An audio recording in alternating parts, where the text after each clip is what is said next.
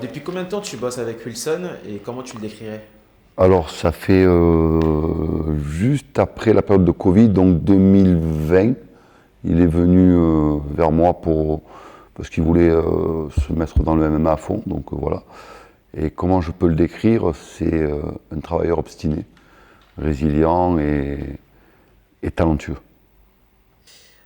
Il est décrit comme jovial, mais à la fois déterminé. C'est un peu comme ça qu'on le Alors, décrit. jovial, ouais, ouais, il aime la vie. Il aime la vie, et quand tu aimes la vie, eh ben, tu aimes faire ce que tu aimes, et ta passion, et il kiffe ce qu'il fait. Donc, pourquoi le faire en faisant la gueule? Il le fait avec le sourire, il le fait bien. Et moi, qui suis un taquin, rigolard et tout, ça me sied à merveille. C'est parfait pour moi. Ça donne une belle ambiance au MFC. Je suis passé il y a quelques mois. Franchement, ça déconne. Bonne ambiance de l'accueil à la salle. Yazid avec Vincent. Tout le monde rigole, quoi. La vie est compliquée. Alors, moi, je parle en ancien, la vie est compliquée. De par mon métier, je vois des choses pas sympas non plus. Donc, il faut profiter et vivre la vie parce qu'on ne sait pas de quoi demain sera fait. Qu'est-ce qui t'a impressionné à ces débuts, enfin en tout cas au début de votre collaboration? Alors, ce qui m'a impressionné, je ne vais pas dire si c'est ce qui m'a interpellé, parce que ça interpelle, parce que pour être champion, pas tout le monde peut être champion. Il y a le pratiquant de sport, il y a le compétiteur, il y a le champion. Et la différence, elle est importante. Comme je dis, c'est sa résilience et son obstination à vouloir ce qu'il veut. Et pour moi, t'es obligé d'avoir ça pour performer, pour être un champion, sinon tu ne peux pas. Sinon, tu vas performer sur un coup, mais un champion, ça performe sur la durée. Et lui, voilà, il n'y a rien à dire là-dessus.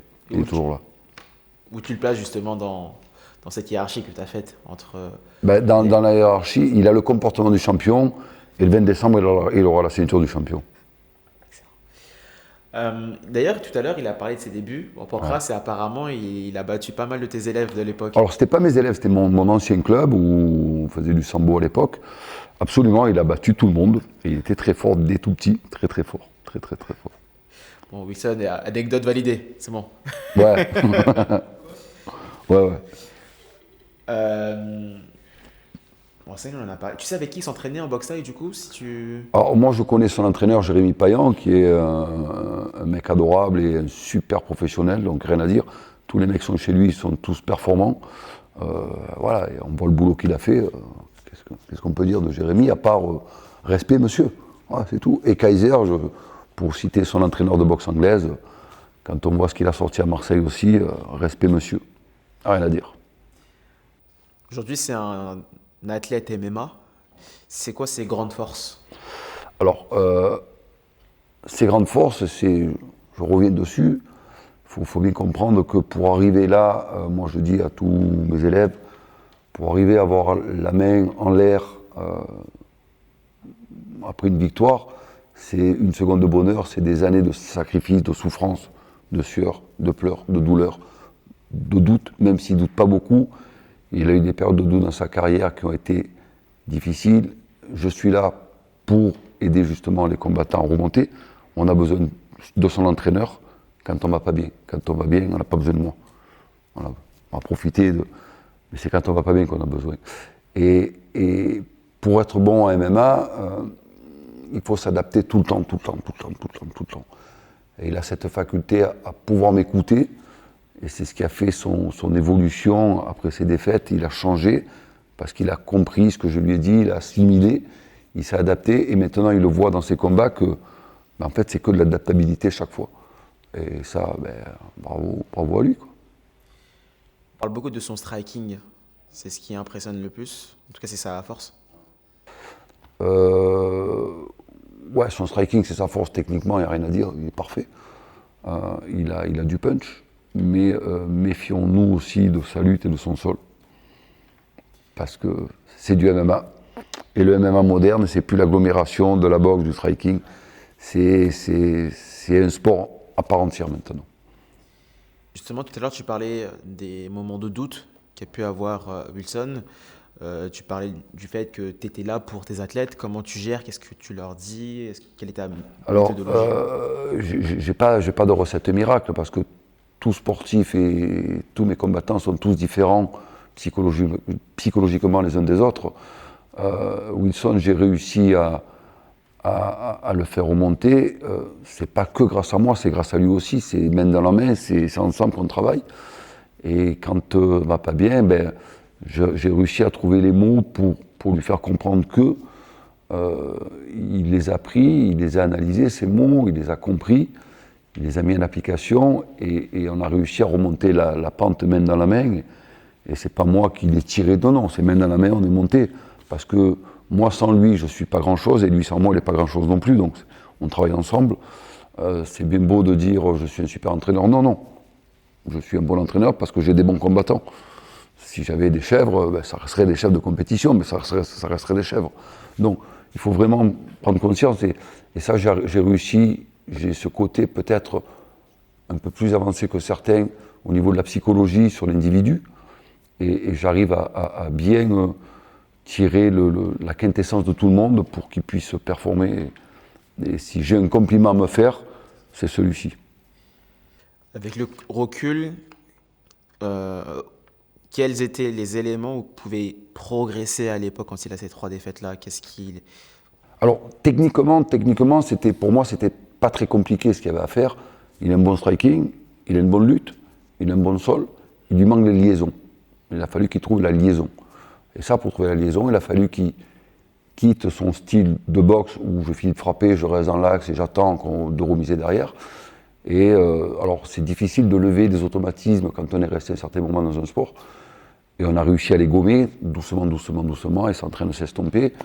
Le dernier combat contre Marianne, elle est la preuve, quoi. Il a réussi à s'adapter. Il y a encore beaucoup de travail à faire, mais on y bosse tous les jours. Là, il est parti aux States, ça lui fait du bien dans la tête, il voit qu'il progresse. Et puis maintenant, moi je continue à le suivre minute par minute pour pas le lâcher. Et je ne vais pas le lâcher, il le sait. Et justement, pourquoi il a décidé de partir aux États-Unis? Alors, il a décidé de partir aux États-Unis, 2 choses. Alors, moi, j'ai un truc à dire. En France, ça fait 4 ans qu'on est légalisé. Je pense qu'on fait partie des 5 meilleures nations au monde en MMA. On a des entraîneurs super, on a des clubs super, on a des athlètes magnifiques. On voit Manon, Cyril, Nassour, Salah, ils sont au sommet de toutes les organisations dans lesquelles nous sommes. Donc je pense qu'on n'a rien à envier aux autres, surtout pas aux Américains. Le truc, c'est qu'aux États-Unis, c'est des grosses structures, il y a tout le temps du monde, et ça peut tourner tout le temps, toute la journée.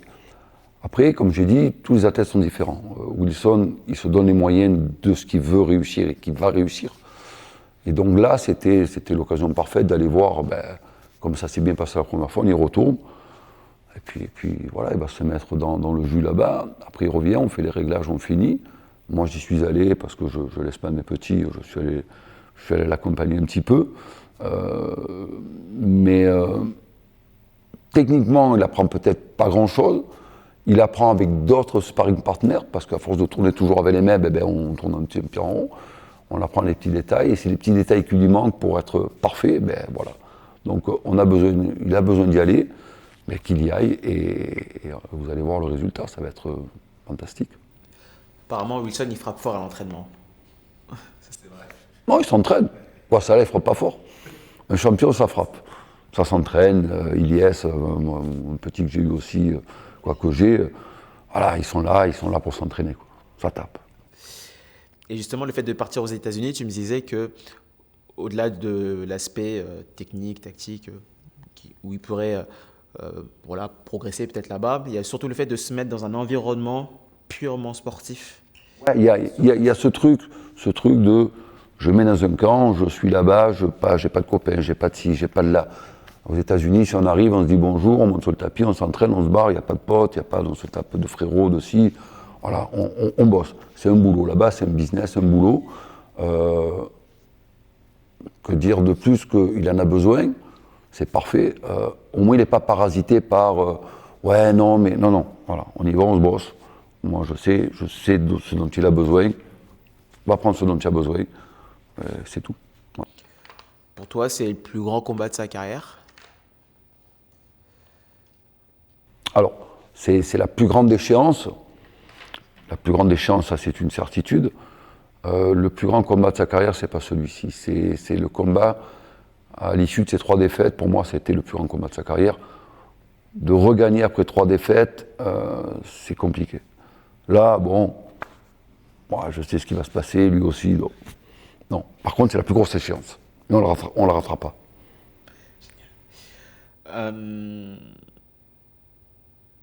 Est-ce qu'il y a aussi le fait, dans cette préparation aux États-Unis, d'aller chercher aussi du sparring en lutte?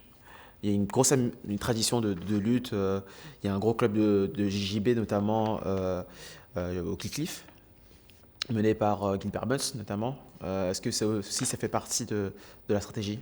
Ouais, entre autres, mais si je parle de façon purement technique, hier à Marseille, Salah il est descendu plein de fois faire des sparring chez nous parce qu'on a des mecs super forts en lutte, au sol, patin coup fer. En fait, c'est le changement d'environnement, le changement de partenaire d'entraînement. Le partenaire d'entraînement qui arrive du Dagues, qui arrive de l'Ohio, qui est un lutteur, qui va vous donner le petit détail. Ça, il en prend un peu là, un peu là, un peu là, et c'est comme ça qu'il va se faire sa propre progression.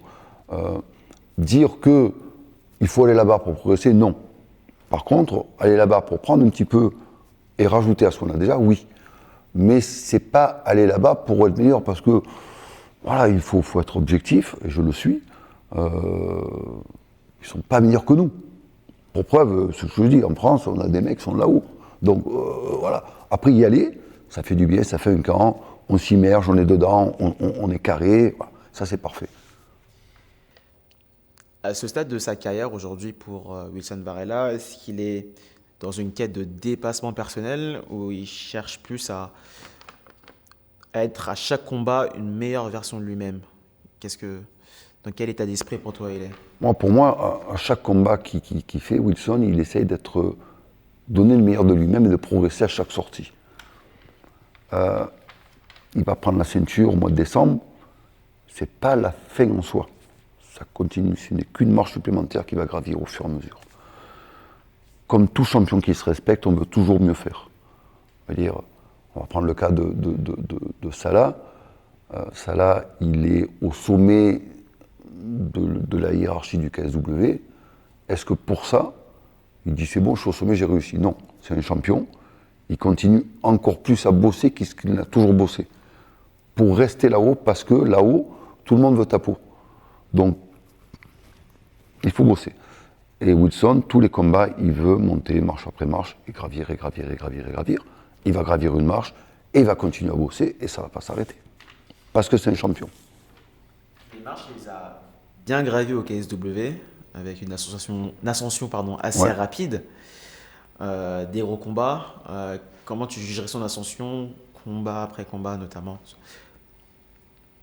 En fait, sa progression au KSW, il arrive, il prend une douche froide, il se prend un KO. Donc là, voilà. Et derrière, ça repart. Et l'ascension, pour moi, elle est naturelle. Il a tout simplement pris conscience de ce dont il était capable. Le petit doute qu'il avait dans sa tête, il a éliminé. Et puis, il s'est laissé guider. Et puis voilà. Et le résultat, on se voit de par lui-même. Après, il y a le travail qu'il fait quotidiennement. Les conseils que je lui donne et qu'on lui donne, il les prend, il les assimile, il les analyse, il m'en parle, et puis il voit que la marche, elle monte toute seule, quoi. Et moi, j'ai jamais menti à mes combattants, je ne leur mentirai jamais. Quand on veut se donner les moyens d'eux, on peut y arriver. Et j'ai dit, croyez en vous comme moi je crois en vous, et c'est tout. Et on voit le résultat. Avant son combat contre Marianne, il y avait déjà la possibilité qu'en cas de victoire, il devrait affronter Saladin, qu'il connaît très bien. Vous êtes jamais caché, si le combat doit se faire, il se ferait. Pourquoi se cacher dans un truc qui est pour moi inéluctable? Il y a, je le dis, je le répète, Saladin Parnasse, champion incontesté du KSW, Wilson qui a gravi les marches, qui se retrouve numéro 1. C'est tout à fait normal que le numéro 1 aille récupérer, aille prendre la ceinture au champion. C'est comme ça. Après, est-ce qu'on a le droit de dire on ne peut pas accepter le combat? Non, on n'a pas le droit. Ce sont des sportifs, ce sont des professionnels, c'est du sport. On va rentrer, ils vont se taper pendant 25 minutes, le meilleur sortira vainqueur, et puis terminé. Voilà, c'est pas plus compliqué que ça. L'amitié sera mise de côté le temps d'un soir, Ben, sans rancune. on peut pas, je suis désolé, mais on peut pas être combattant, un sportif de haut niveau, essayer de gagner et faire copain-copain pendant la compétition. On peut pas. Pour nous au foot, il y a des mecs qui jouent ensemble en club, en équipe nationale c'est différent, ben, pendant 90 minutes ils veulent se battre, pourtant c'est des potes. Voilà, moi, c'est un boulot, c'est leur job. L'amitié, elle est avant, elle est après, mais pendant 25 minutes, c'est deux sportifs qui vont s'affronter professionnellement, et le meilleur va sortir vainqueur, c'est tout. C'est pas plus compliqué que ça. Et là, à l'heure d'aujourd'hui, il y a zéro animosité. On est ensemble, on rigole, on s'appelle, aucun souci. Et après, ça sera la même chose. Quand on regarde les cotes, on donne la valeur aux cotes qu'on veut, mais il est donné plutôt perdant, en tout cas outsider. Mais moi, j'ai l'impression que Wilson n'a jamais été aussi dangereux que lorsqu'il avait été donné perdant ou outsider. C'est aussi ce que tu penses? Alors moi, je ne fais pas trop statistique, tous ces trucs. Objectivement, on va dire 60-40 pour Salah. L'habitude, l'expérience, 5x5, ok. Pour ma part, 100% Wilson. Voilà. Après, ça reste un combat. On ne sait pas ce qui va se passer. Personne ne le sait. Tout le monde peut déblatérer pendant des heures dessus. On ne sait pas ce qui va se passer. Voilà. Donc maintenant, à eux de faire leur boulot. À nous, Cohen, de donner les bonnes instructions au bon moment. Ça se prépare chez Salah, ça se prépare chez Wilson. Et puis on verra bien ce qui va se passer le 20 décembre. Pourquoi Wilson combat, à ton avis? Qu'est-ce qui le motive chaque matin à aller s'entraîner? Pour donner le meilleur de lui-même et pour se prouver à lui-même qu'il est capable de faire ce qu'il a envie de faire et de réaliser les rêves qu'il s'est mis en tête. Quand on a des rêves, si on rêve et qu'on est allongé sur son fauteuil, on ne les atteindra jamais. Et quand on a des rêves et qu'on se lève et qu'on pousse tout pour y arriver, on va y arriver. Et c'est pour ça qu'il fait. Il a rien à prouver à personne. Il se prouve à lui-même ce dont il est capable de faire. Et moi, je le dis à tous, vous n'avez rien à prouver aux autres. Prouvez-vous à vous-même que vous y arrivez. Que ce soit en sport ou partout pareil.